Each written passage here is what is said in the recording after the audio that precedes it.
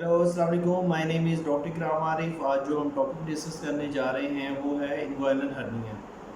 Hernia आपको पता है कि आपने अपनी नॉर्मल रूटीन में या डेली लाइफ में लोगों को बात करते हुए सुना होगा, या इस शिकायत के साथ डॉक्टर के पास जाते हुए, या हमारे पास जो पेशेंट आते हैं उनके पास डिफरेंट किस्म के हर्निया आते हैं। उसमें पेट के हर्निया होते हैं ज़्यादातर, या ऑपरेशन के बाद उनको हर्निया बन जाता है।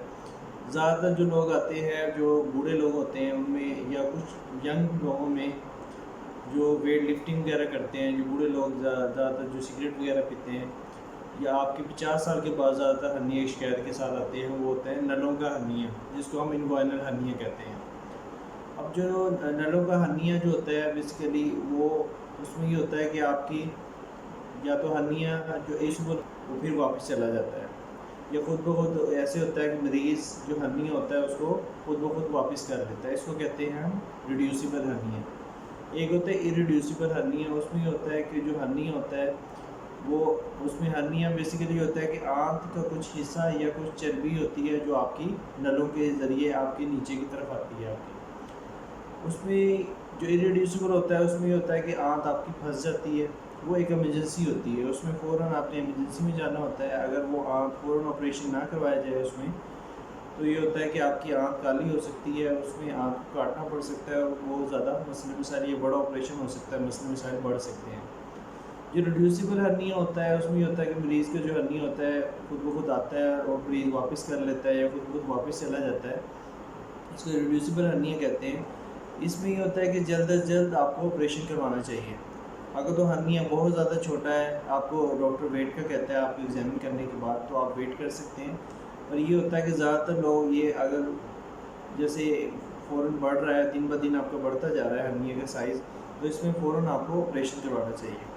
और ज़्यादातर जो बूढ़े लोग होते हैं उनमें ज़्यादातर गदूद का मसला भी होता है, प्रोस्टेट का मसला होता है।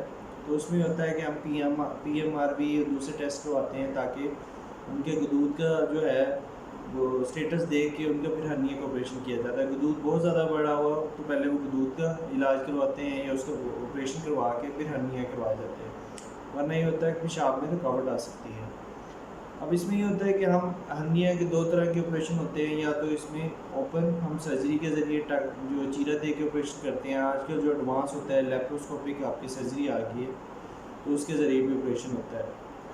आज जो हम टॉपिक डिस्कस करने जा रहे हैं वो ये है कि हर्निया का जो ऑपरेशन है उसके बाद कौन कौन सी एहतियात करनी चाहिए। आपने ज़्यादातर कुछ मिथ भी सुना होगा कि ये करना है, ये चीज़ नहीं करनी, तो उसके बाद आप इस वीडियो के एंड में वो सब चीज़ें आपकी क्लियर हो जाएंगी। जो हर्निया का मरीज़ है उसमें ये होता है कि ऑपरेशन जो होता है उसका 25 से 40 मिनट 45 मिनट का, ज़्यादा से ज़्यादा अगर अनकम्प्लिकेटेड हो तो 25 से आपका 45 मिनट में ऑपरेशन हो जाता है। अगर कम्प्लिकेटेड हो तो इसमें 1 घंटा या 2 घंटा भी लग सकता है। ऑपरेशन जो होता है वो बेहोश करके भी किया जाता है और आपकी कमर में टीका लगा के भी किया जाता है। अब ऑपरेशन करने के बाद ये होता है कि आपको फ़ौरन आपको शिफ्ट कर दिया जाता है वार्ड में, फिर एंटीबायोटिक लगाई जाती है आपको।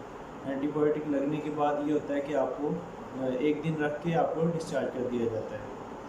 अब इसमें कुछ चीज़ें इसमें इम्पोर्टेंट ये होता है कि हर्निया के ऑपरेशन के बाद फ़ौरन आपको 3 दिन के लिए टैबलेट्स जो है एंटीबायोटिक दी जाती हैं और पेन किलर दिए जाते हैं, मल्टीविटामिन भी दिए जाते हैं, और कुछ एहतियात हैं वो आपको बताई जाती हैं।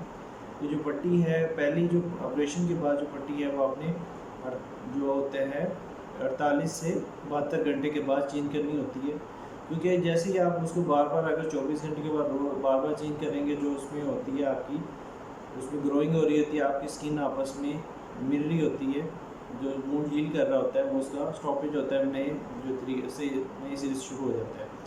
इसलिए जो ड्रेसिंग है वो आपने 48 से 72 घंटे के बाद चेंज करनी है ऑपरेशन के बाद। दूसरी बात ये होती है कि आपने एहतियात ये होता है कि आपने वज़न नहीं उठाना। तकरीबन ये वो कहते हैं कि 10 दिन मिनिमम, मैक्सिमम 1 मंथ आपने, मतलब अगर आपको होता है कि आपने भारी 10 किलो से ज़्यादा वज़न नहीं उठाना, एक्सरसाइज नहीं करनी, वेट लिफ्टिंग वगैरह नहीं करनी। अगर आपके घर में सीढ़ी हैं तो सीढ़ियाँ नहीं चढ़नी आपने। अगर आप गाड़ी चलाते हैं तो उसमें एहतियात करनी है, आप ड्राइव वगैरह ना करें।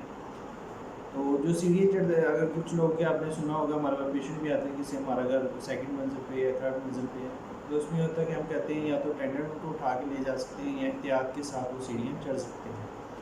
दूसरा कुछ लोग जो सिगरेट पीते हैं, तो सिगरेट अगर नहीं क्विट करेंगे तो उसमें जो होता है कफ वगैरह करते हैं, COPD के पेशेंट होते हैं, उसमें आपने देखा होगा रिकरेंट इन हर्निया, मतलब बार बार हर्निया बन रहा होता है, तो सिगरेट आपने छोड़नी होती है।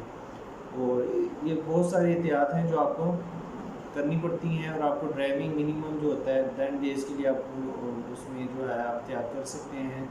अगर अब जैसे ही आप जैसे स्पीड वगैरह एक्सीलरेटर वगैरह देते हैं, तो इससे होता है कि आपको पेन वगैरह होता है, आप बैठ के देखें, अगर आपको पेन नहीं होता तो आप सोचो ड्राइव भी कर सकते हैं 10 डेज़ के बाद। मिनिमम जो 1 मंथ आपको एहतियात करनी पड़ सकती है।